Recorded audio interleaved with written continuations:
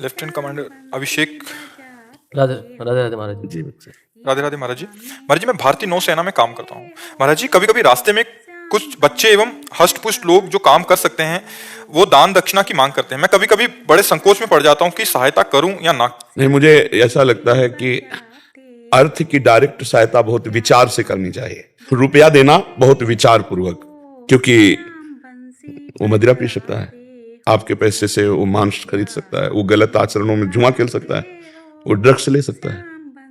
तो अगर आपको शरीर पोषण के लिए चाहिए तो हम भोजन दे सकते हैं।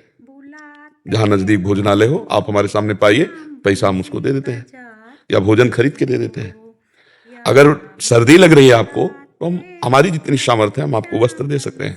अन्यथा अर्थ देने में पहले हमें जांच करना पड़ेगा कि अर्थ का सदुपयोग होगा कि दुरुपयोग। अगर दुरुपयोग हुआ तो आप हिस्सेदार बने, वो पाप आपको लगेगा। तो इसीलिए जहां धन दिया जाता है तो वहां पात्रता की, लेकिन भोजन में पात्रता की जरूरत नहीं। भोजन का सब अधिकारी है। ठंडी लग रही, वस्त्र देने में पात्रता की है वो, पर पैसा देने में पात्रता की बात देखनी है कि पैसा बहुत संभल के दे। नहीं तो आप मान लो 2 किलो सेव खरीद लिए, एक एक सबको दे दिए। आपको अगर ऐसा लगता है 10-20 समोसा खरीद लिए, एक एक सबको दे दिए, हो गया। अर्थ देने के लिए हमारी थोड़ी बुद्धि कहती है कि सावधान होकर के ही देना चाहिए, क्योंकि प्रायः लोग दुरुपयोग करते हैं। कोई अर्थ का सदुपयोग करता है, उन्हें प्रायः दुरुपयोग करते हैं। कोई ना कोई व्यसन, कोई ना कोई नशा आदि ऐसे ना। तो हम नशा के लिए पैसे नहीं कमा रहे। हमारा पेट भूखा है तो आप भोजन पा लीजिए, सर्दी लग रही तो हमें से जो बना वो हम आपको वस्त्र दे सकते हैं। आपने आगे लिखा है कि कुछ लोगों ने इसको व्यवसाय भी बना लिया। हाँ, बिल्कुल बिल्कुल व्यवसाय नहीं, बहुत तरह की सब। तो हम इतना ही प्रार्थना करेंगे कि जिसकी श्रद्धा हो 1 दर्जन केला ले लो, 2-2 बांट दो, फल बांट दो, भोजन दे दो, आवश्यक हो तो उचित वस्त्र दे दो, बस इससे काम चल जाएगा। क्योंकि इतना जैसे जीव को अगर हम अर्थ, तो फिर जानकारी हमें होनी चाहिए कि अर्थ का दुरुपयोग करने वाला व्यक्ति तो नहीं है। अगर ऐसा है तो उसको हम अर्थ का सहयोग कर देते हैं। जैसे हमको तब से ज्ञान हुआ, दर्शन करने राधा वल्लभ जी के जा रहे थे तो एक बच्चा, एक महिला, एक छोटा बच्चा, एक पुरुष का बाबा जी सुनो सुनो।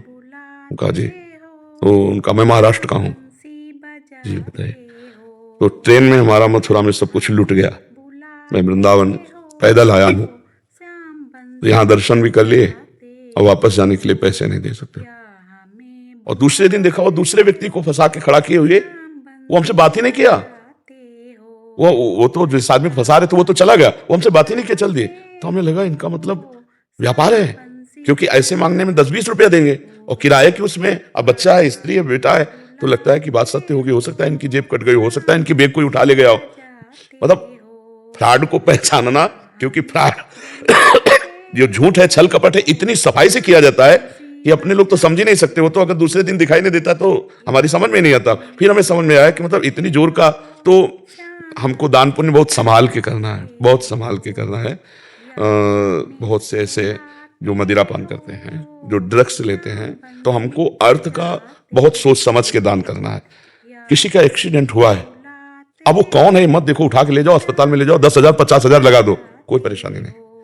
उस समय आवश्यक था और वो पात्र था, लेकिन वो बैठा है और पैसा मांग रहा है। आप उसे कहो 1 सेव ले लो, कहेगा नहीं, रुपया दे दो, एक ही देना चाहते हो तो एक ही दे दो। मतलब क्या है? मतलब क्या है भाई? भिक्षा में बैठे हैं तो जो मिला उससे अपना उदर पोषण के, भिक्षुक तो यही है कि जो मिला। लेकिन आप देखना, आप 2 केला देना चाहो तो मुश्किल हो, तो कहेंगे 1 रुपया देना चाहो तो 1 रुपया दे दो। पैसे की मांग होगी।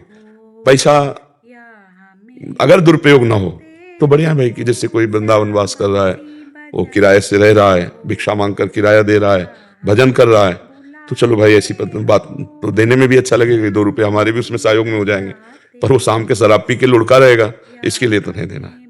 ये जानकारी रखनी चाहिए, तभी धन देना चाहिए। धन को बहुत संभाल के पात्र को देना चाहिए, सुपात्र को, कुपात्र को नहीं देना चाहिए। ठीक है महाराज जी, डर इस बात का रहता है कि कहीं किसी फ्रॉड के चक्कर में किसी सही जरूरत वाले को कोई ना दे पाऊं। वो भगवान बता देंगे, भगवान बता देंगे। आप भगवान के नाम जप करो, आपकी दृष्टि में आ जाएगा ये आदमी वास्तविक कह रहा है।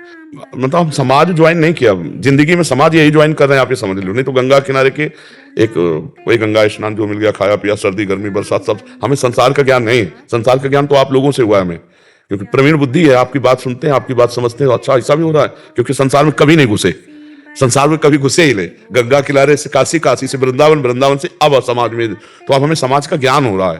तो समाज का जब तक ज्ञान ना हो ना, तब तक चाहे जितना विद्वान हो, चाहे जितना वो मतलब व्यवहार के काम में नहीं आएगा। सोना शुद्ध जो है ना, उसका गहना नहीं बनता, उसमें मिलावट होनी चाहिए। तो जैसे शुद्ध ज्ञान, उसमें मिलावट हुई तुम्हारी, तब तुम हमारी बात समझ पा रहे हो। शुद्ध हितधाम में कैसा प्रवचन था? हाँ, उस समय प्रथा यह चल गई थी कि बाबा का कोई 1 हफ्ता 10 दिन सत्संग सुन ले तो चप्पल, जूता, कपड़ा सब उतार के फेंक देगा, ऐसा था। तो इसलिए जो सही आदमी होगा तो भगवान अंदर आपकी प्रेरणा कर देंगे कि इसको देना चाहिए। तो बहुत समस्या है, सत्य समझना भगवान की बस की बात है, अपनी बस की बात नहीं। तो भगवान से प्रार्थना करो, जब किसी को आवश्यक हो भगवान हमें संकेत कर देना, हम सेवा कर देंगे, क्योंकि वस्तु आपकी है और आपको ही देना है। तो आप संकेत कर देना, जहां से लेना वो आपको संकेत कर देंगे।